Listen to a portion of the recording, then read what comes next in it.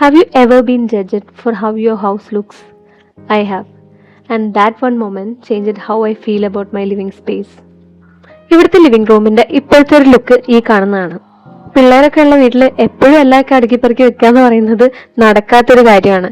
ഇവിടെ എപ്പോഴും വൈഷുവിന്റെ ടോയ്സ് അവിടെ ഇവിടെയൊക്കെ നിരന്ന് കിടക്കും. ഒരു സമയത്ത് ഇതൊക്കെ തനിയെ മാറും, ഇതൊക്കെ നമ്മൾ മിസ് ചെയ്യും എന്നാണ് ഇൻസ്റ്റഗ്രാമിൽ ആളുകൾ പറയുന്നത്. ഒരു പരിധിവരെ ഞാനും അത് വിശ്വസിച്ചാണ് ജീവിക്കുന്നത്. പക്ഷെ നമ്മുടെ ഈ 21 ഡേ സീരീസിൽ ഇന്നത്തെ പരിപാടി എന്ന് പറയുന്നത് ഈ ലിവിംഗ് റൂം ഒന്ന് ഓർഗനൈസ് ചെയ്യാന്നുള്ളതാണ്. So welcome to day 7 of 21 day series, ഒരു journey towards self improvement, better routine and better life. നമ്മുടെ വീട്ടിലേക്ക് വരുന്ന ആളുകൾ ആദ്യം കാണുന്നത് ലിവിംഗ് റൂമാണ്. അതുകൊണ്ട് തന്നെ ആദ്യത്തെ ഇംപ്രഷൻ ലിവിംഗ് റൂമിൽ നിന്നായിരിക്കും. ലിവിംഗ് റൂമിന്റെ ഇപ്പോഴത്തെ അവസ്ഥ കണ്ട അത്ര വലിയ ഇംപ്രഷൻ ഒന്നും ഉണ്ടാവാൻ ചാൻസ് ഇല്ല. ഈ ഒരു ഇംപ്രൂവ്മെന്റ് ജേർണിയുടെ ഭാഗമായിട്ട് ഇന്ന് ഈ ലിവിംഗ് റൂം ഒന്ന് ഓർഗനൈസ് ചെയ്യാം.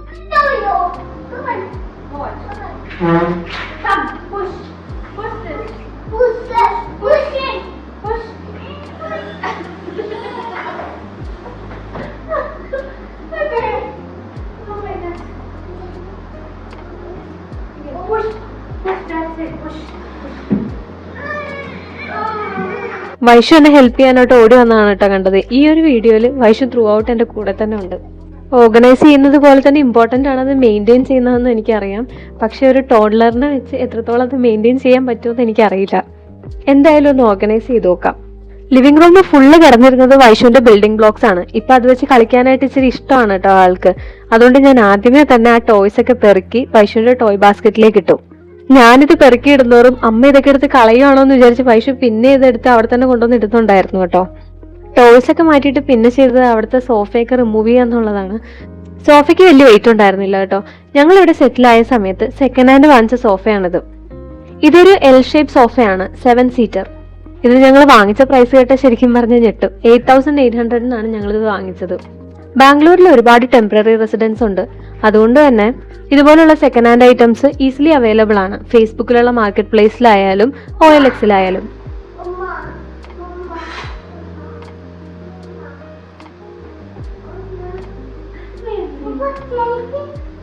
ഞാൻ ക്ലീൻ ചെയ്തുകൊണ്ടിരിക്കുന്നതിന്റെ ഇടയിൽ വൈഷുവിനെ എടുക്കാൻ വേണ്ടി വന്നതാണ് കേട്ടോ കണ്ടത്.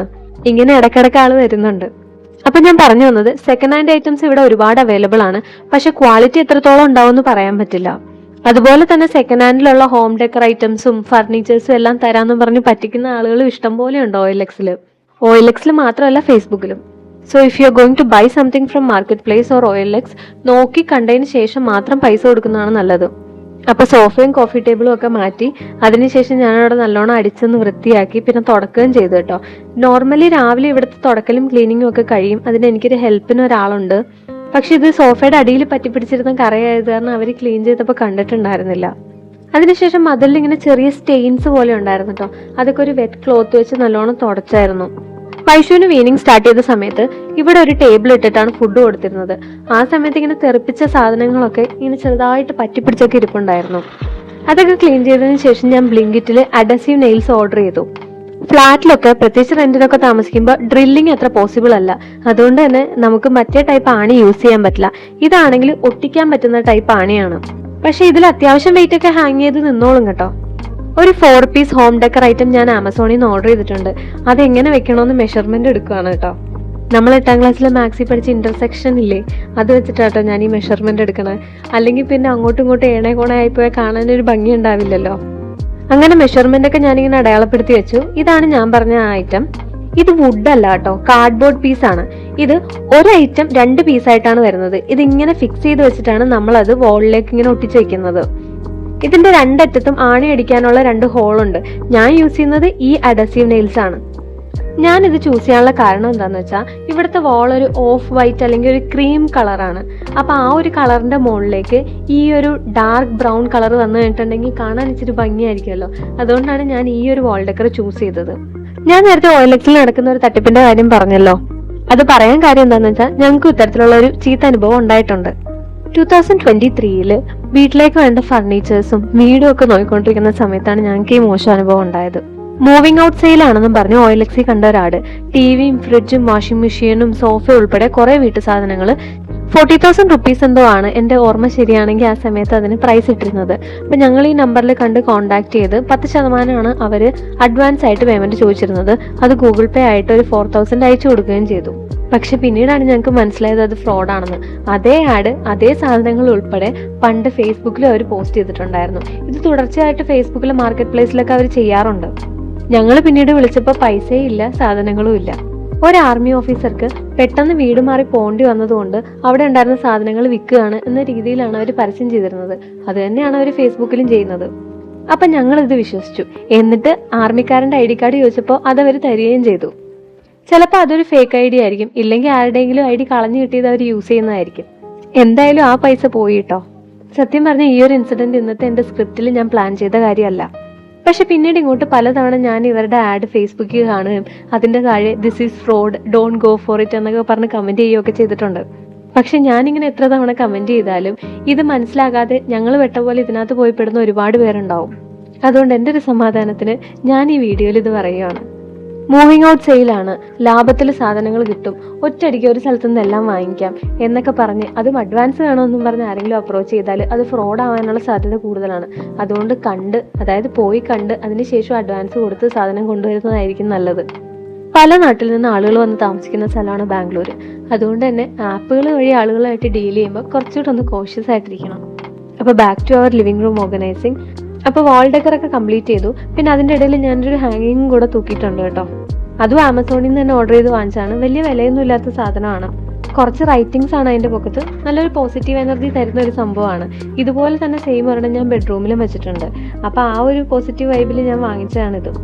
അതിനുശേഷം സെക്കൻഡ് ഹാൻഡ് സോഫ ആയതുകൊണ്ട് തന്നെ പിന്നെ വൈഷു അതിൻ്റെ പൊക്കത്തിരുന്നാണ് മിക്കപ്പോഴും ഭക്ഷണമൊക്കെ കഴിക്കുന്നത്. അതുകൊണ്ട് തന്നെ അവിടെ ഇവിടെയൊക്കെ കുറച്ച് സ്റ്റെയിൻസ് ഒക്കെ സോഫയിലുണ്ട്. അവിടെ ഇവിടെ എല്ലാം കുറച്ചധികം സ്റ്റെയിൻസ് ഉണ്ട്. അതുകൊണ്ട് ഞാനിപ്പോൾ സോഫ കവർ ഇട്ടാണ് അത് അഡ്ജസ്റ്റ് ചെയ്യാറുള്ളത്. ഇങ്ങനത്തെ സോഫയ്ക്ക് കവർ കിട്ടാൻ വലിയ പാടാണ്. അതുകൊണ്ട് നോർമൽ സോഫ കവറാണ് ഞാൻ അതിനകത്ത് അഡ്ജസ്റ്റ് ചെയ്തൊക്കെ ഇടുന്നത്. അത് കണ്ടപ്പോൾ മനസ്സിലായി കാണുമല്ലോ. 2 സെറ്റ് സോഫ കവർ വാങ്ങിച്ചിട്ട് അത് മിക്സ് ആൻഡ് മാച്ച് ആക്കിയാണ് ഇപ്പോൾ ഇട്ടിരിക്കുന്നത്. ലിവിംഗ് റൂമിൻ്റെ ഡെക്കറിന് വേണ്ടിയിട്ട് നെക്സ്റ്റ് ഞാൻ ഓർഡർ ചെയ്ത് വാങ്ങിച്ചൊരു സാധനമാണ് ഈ ലാമ്പ്. പക്ഷേ എന്താ പറ്റിയെന്ന് വെച്ചാൽ കിട്ടിയപ്പോൾ തന്നെ ഇത് ബ്രോക്കൺ ആയിട്ടാണ് എനിക്ക് കിട്ടിയത്. ഇതിൻ്റെ വയർ ഡാമേജ്ഡ് ആയിരുന്നു. അതുകൊണ്ട് തന്നെ ഞാനിപ്പോൾ റിട്ടേൺ ചെയ്തിട്ടുണ്ട് ആമസോണിൽ ഇത്. അതുകൊണ്ട് ഇപ്പോൾ ഇത് വെക്കുന്നത് ഈ വീഡിയോയുടെ പർപ്പസിന് വേണ്ടി മാത്രമാണ്. ഈ വീഡിയോ എടുത്ത് കഴിഞ്ഞൊരു ഫൈനൽ ലുക്ക് കിട്ടിക്കഴിയുമ്പോഴത്തേക്കും ഞാനിതെടുത്ത് മാറ്റി തിരിച്ച് പാക്ക് ചെയ്ത് വെക്കുന്നതായിരിക്കും കേട്ടോ. ഇത് കാണാനൊക്കെ നല്ല ഭംഗിയായിരുന്നു. പക്ഷേ എനിക്ക് പറ്റിയ തെറ്റെന്താണെന്ന് വെച്ചാൽ ഞാൻ റിവ്യൂസ് നോക്കാതെയാണ് ഇത് വാങ്ങിച്ചത്. അസംബിൾ ചെയ്ത് വന്നപ്പോഴും പാർട്സ് മിസ്സിംഗ് ആണോ എന്ന് എനിക്ക് ഫീൽ ചെയ്തിട്ടുണ്ടായിരുന്നു. പിന്നെ നെക്സ്റ്റ് ഈ ഓർഗനൈസിങ്ങിന് വേണ്ടിയിട്ട് ഞാൻ വാങ്ങിച്ച സാധനമാണ് ഒരു ആർട്ടിഫിഷ്യൽ പ്ലാന്റ്. ബാമ്പു ആണത്. അതിൻ്റെ ഫീറ്റ് ഞാൻ കറക്റ്റായിട്ട്, അതായത് ലെങ്ത്ത് കറക്റ്റായിട്ട് എനിക്ക് ഓർമ്മയില്ല. എനിക്ക് തോന്നുന്നു 3 to 4 feet ഒക്കെ ആണെന്ന് തോന്നുന്നു. പക്ഷെ കാണാൻ നല്ല ഭംഗിയുണ്ടായിരുന്നു. അത്യാവശ്യം വെയിറ്റും ഉണ്ടായിരുന്നു. അതുകൊണ്ട് തന്നെ നേരെ ഇങ്ങനെ ഇരുന്നോളും. അതിൻ്റെ കൂടെ തന്നെ കുറച്ച് പെബിൾസും ഞാൻ വാങ്ങിച്ചിട്ടുണ്ടായിരുന്നു. അപ്പോൾ വലിയൊരു ബാസ്ക്കറ്റ്, അതായത് പോട്ട് വാങ്ങിച്ചിട്ട് അതിൻ്റെ അടിയിൽ കുറച്ച് വേസ്റ്റ് സാധനങ്ങളൊക്കെ വെച്ച് ഞാൻ ഫില്ല് ചെയ്തിട്ട് ഇതെടുത്ത് വെക്കുകയാണ് ചെയ്തത്.